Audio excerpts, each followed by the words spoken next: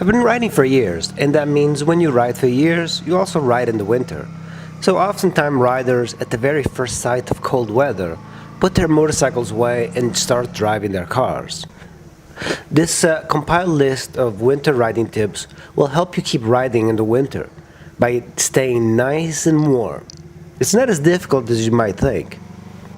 A balaclava, not to be confused by the dessert, a balaclava is nothing more than a thin headpiece that you put over your head. It's thin enough that it goes under your helmet without much effort. It's easy to put on and it's going to last your lifetime. All you need to do is wash it. It keeps your face nice and warm. There are many balaclavas to choose from. You can get cheap ones on Amazon for about $6, but they might not be as good as the motorcycle-specific balaclavas. The Amazon ones definitely look like you could use them for robbing banks, for example. But it's not just the looks. The motorcycle balaclava, such as the Alpine Stars Touring Winter Balaclava, is a great one. Alpine Stars makes really good stuff, so I always refer to them. Because the material just keeps moisture out, it completely seals your head, and it's built in a way that you can turn your head without having any resistance. So in commuting traffic, you always want to be able to move your head to see what's around you. So having your head in a regular balaclava that kind of limits your movement is probably not a good idea. But there's many makes out there of headgear, so make sure you choose the right one for you. Layering. So layering your clothes is very important. And with very thin materials for clothes, you can actually put 2 to 3 layers and have a very nice commute in the morning.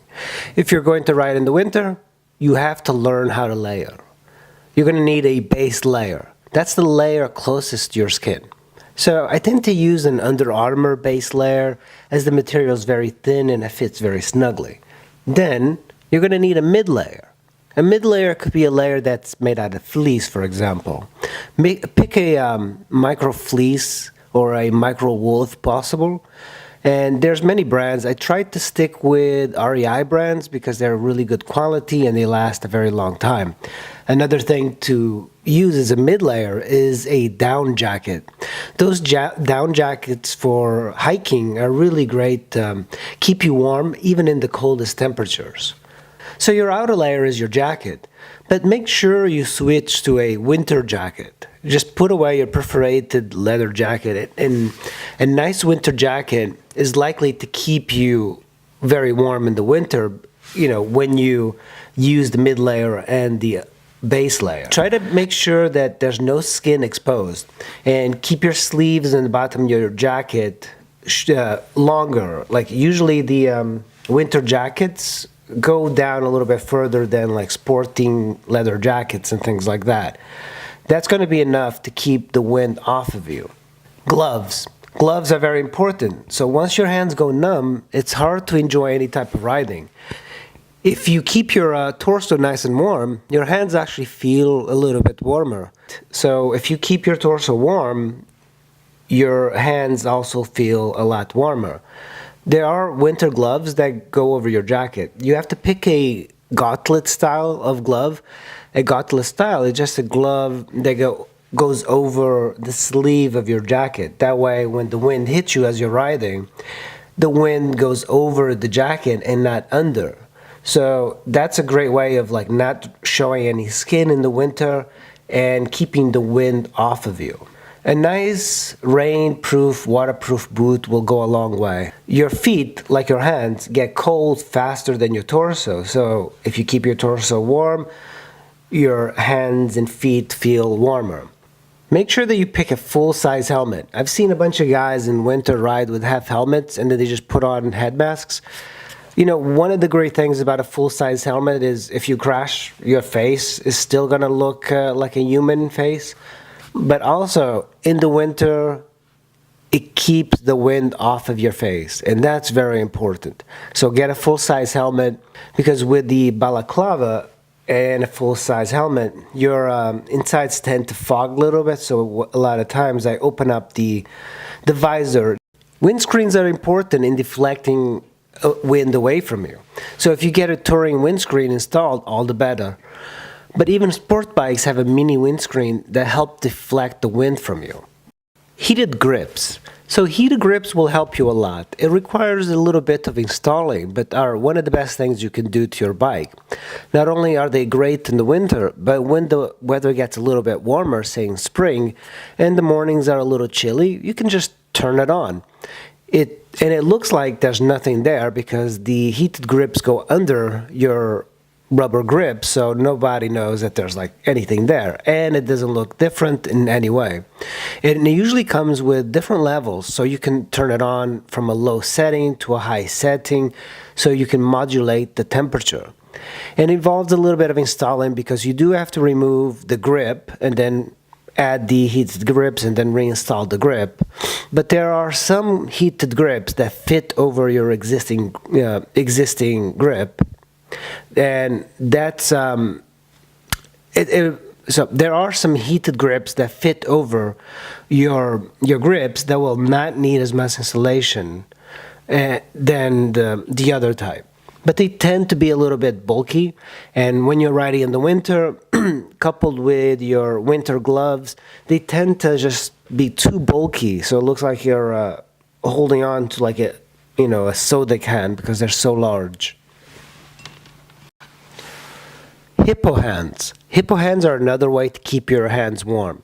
So if you combine heated grips, winter gloves, and this hippo hands, it'll keep the wind off your bike's handlebars. They're large and they require some minor installation to keep the guards off your levers. With the wind pushing on the hippo hands, it can affect the brake lever, for example. But oftentimes just moving the hippo hands will keep it off the levers. If you're riding fast enough that it's actually affecting the brake lever, then you are riding too fast for winter. The wind gets more magnified the faster you go, so staying at lower speeds will keep you warmer.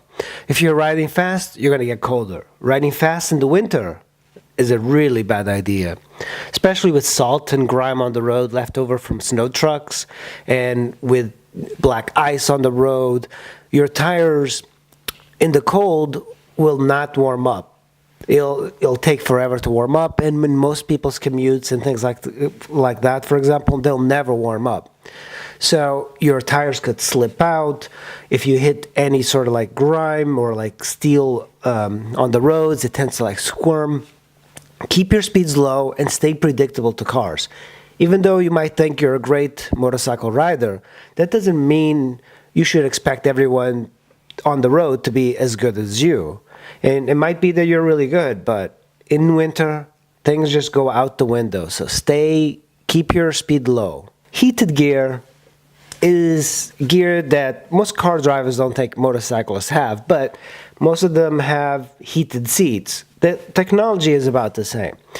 It's quite pricey, and there's many brands on the market right now. You can get jackets, inner jackets, gloves, socks, and they're all electric. Some are powered by a 12-volt system which plugs directly onto your motorcycle.